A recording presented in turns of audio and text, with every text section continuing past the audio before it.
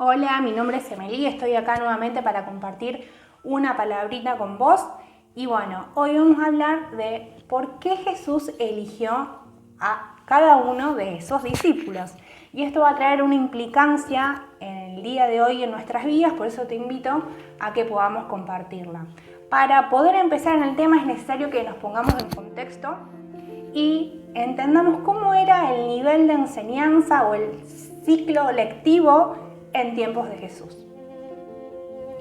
El nivel primario o nivel básico iba desde los 6 a los 10 años y en este periodo los chicos tenían que memorizarse los 5 primeros libros de la Biblia, es decir, el Pentateuco.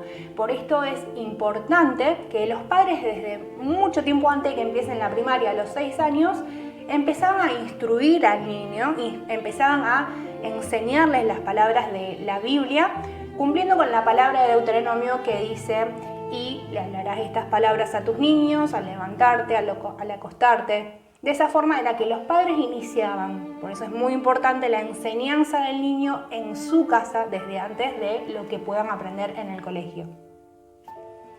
Una vez que a los 10 años terminaban el Bet Sefer, sus maestros eran los que decían si ellos estaban capacitados o no para seguir la secundaria o lo que se llamaba Bet Talmud. En realidad, los chicos a los 10 años, si sus maestros decían que ellos no se habían memorizado bien los 5 primeros libros de la Biblia, no podían ingresar al secundario. Esto generaba una frustración muy grande porque los chicos se veían obligados, en la mayoría de los casos, a tener que ir a buscar un oficio, generalmente el oficio de sus padres. Luego estaba el nivel secundario. El nivel secundario iba desde los 10 a los 14 años y lo que se enseñaba en este periodo era que aparte de los 5 libros de la Biblia, los primeros 5 libros, ellos se tenían que memorizar también los libros de los profetas, mayores y menores. Recuerden que este periodo iba desde los 10 a los 14 años y no podían ingresar aquellas personas que no se habían estudiado de memoria los 5 primeros libros de la Biblia. Una vez que terminaban el secundario a los 14 años, pasaban a lo que era la preparatoria. La preparatoria se llamaba en ese momento Bet Midrash y ya no era solamente saber de memoria los libros del Pentateuco más los libros de los profetas, sino que también era entender, no solo memorizar. Y una vez que terminaban este ciclo de preparatoria, que iba desde los 14 hasta los 19, 20 años, ya podían obtener su título, que en ese momento era el título de discípulos. ¿Discípulos de quién? De los rabinos de la época. En ese momento los rabinos escogían a los mejores alumnos y los hacían sus discípulos. Para darles un ejemplo, recordemos a Pablo, que dice en las escrituras que él era el mejor alumno de Gamaliel. ¿Sí? Gamaliel, el rabino, lo había escogido por ser mejor alumno. Y otra cosa que me lleva a recordar esto es que Jesús a los 12 años dice que estaba en el templo y que él mismo les enseñaba y los maestros en ese momento se maravillaban de la sabiduría de Jesús. Yo calculo, esto es algo personal, que ya habría algún rabino con ganas de escogerlo a él como su discípulo. Ahora sí, terminando la introducción a la enseñanza de hoy, pensemos cómo Jesús entonces eligió a sus discípulos. Vemos que la mayoría de ellos eran pescadores, es decir, tenían oficios pescadores, recaudadores de impuestos, seguían el oficio de sus padres. Entonces, esto nos da a entender que ellos no habían podido ingresar en el nivel secundario por no poder recordar la palabra, porque algunos de sus maestros habían considerado que lo que ellos sabían no era suficiente.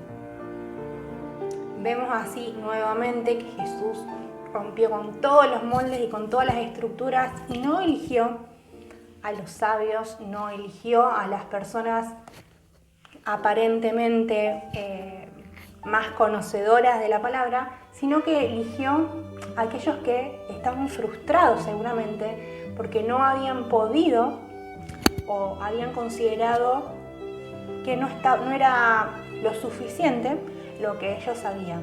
No podían creer que el rabino Jesús, el rabí Jesús en esa época, los haya escogido. ¿Cómo iban a negarse a un llamado si la primera vez no pudieron tener la posibilidad de seguir a un rabino, imagínense cuando el Cordero de Dios mismo, que ellos vieron cuando Jesús estaba acercándose mientras Juan bautizaba, y los dos de los discípulos que estaban ahí, como Juan y Andrés, dijeron: este es el Cordero de Dios, y fueron y se lo presentaron a Pedro.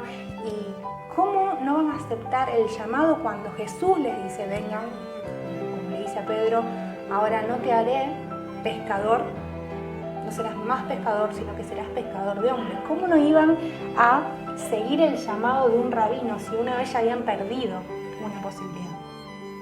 Jesús es el Señor de las segundas oportunidades. Ahora, ¿qué pasaba cuando un rabino te escogía? Bueno, pasabas a ser su discípulo y generalmente pasabas a convivir con tu rabino, o se emprendían viajes y seguían instruyendo a sus discípulos a través de parábolas por distintos lugares. Y atenti al dato interesante que te voy a contar: cuando un rabino te escogía, te tenías que bautizar en el nombre de tu rabino. A esto en la época se le llamaba llevar el yugo de tu maestro. Para darte un ejemplo de esto, vamos a recordar a Juan, uno de los rabinos, en ese momento poco ortodoxo, desestructurado como Jesús, que él bautizaba a sus discípulos en agua.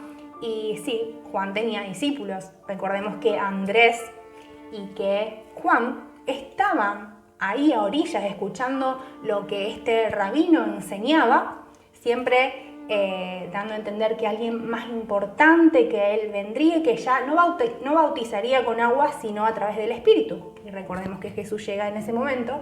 Bueno, ahí vemos que Juan tenía discípulos y que se bautizaba. En cambio, en tiempos de Pablo, una vez que Jesús ya había muerto y resucitado, él empezaba a bautizar, pero ya no en su nombre, en el nombre de él, que era rabino, sino en el nombre del Maestro de los Maestros, en el nombre de Jesús. ¿A qué conclusión llegamos con esto? A que nuestro Señor, nuestro Maestro, Yeshua es su nombre, no vino a elegir a los mejores alumnos. Dice la palabra que en 1 Corintios 27, que Él vino a elegir a lo necio del mundo para avergonzar a los sabios. Él vino a elegir a los débiles para avergonzar a los fuertes, y Él vino a elegir a los que no son para desarmar a los que son.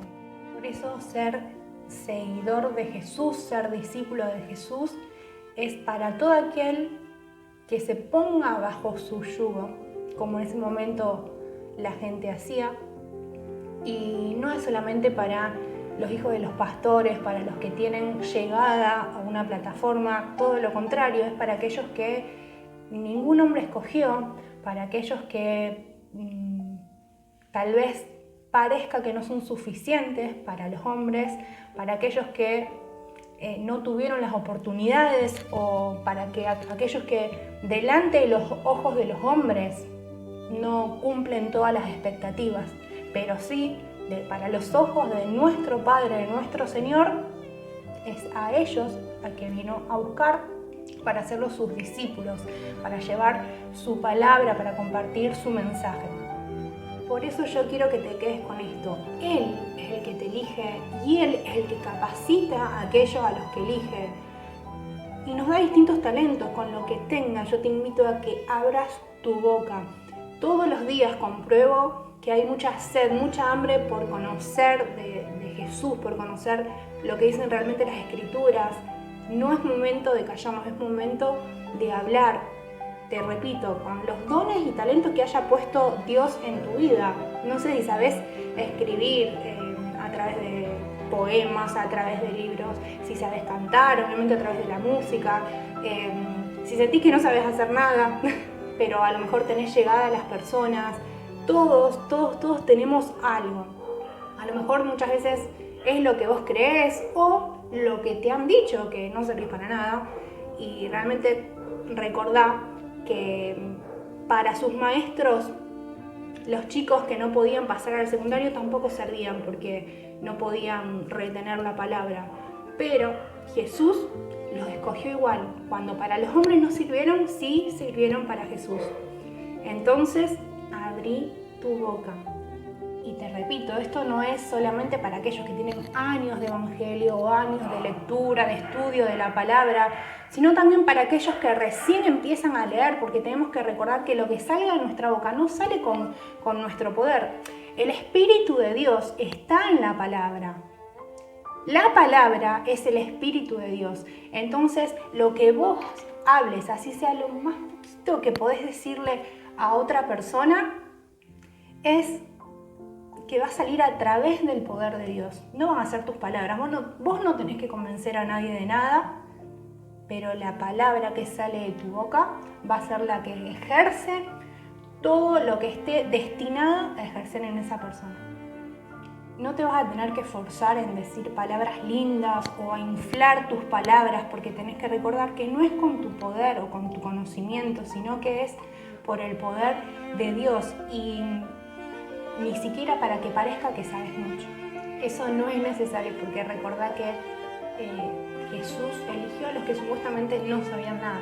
Ahora sí está bueno instruirse, sí está bueno meditar y estudiar la palabra. Los mismos proverbios, que son proverbios de sabiduría, nos enseñan que es bueno y que el aprender y el buscar instrucción de la palabra, el buscar esa sabiduría, nos va a adornar, van a ser adornos alrededor de nuestro cuello el adquirir sabiduría de Dios. Pero tenemos que recordar que no es por nuestro mérito, sino que es elección de nuestro Señor Yeshua.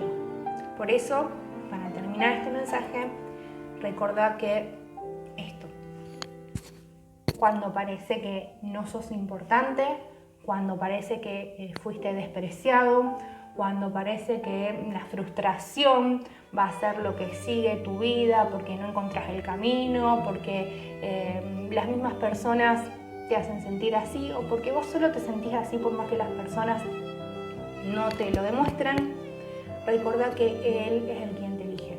Él es el que puso los ojos sobre vos desde antes de la fundación del mundo. Por eso, ponete bajo su yugo, seguilo, sé su discípulo y abrí tu boca. Hay mucha hambre de conocer de Dios, y lo poquito que sabes, lo tenés que compartir. Dios te bendiga.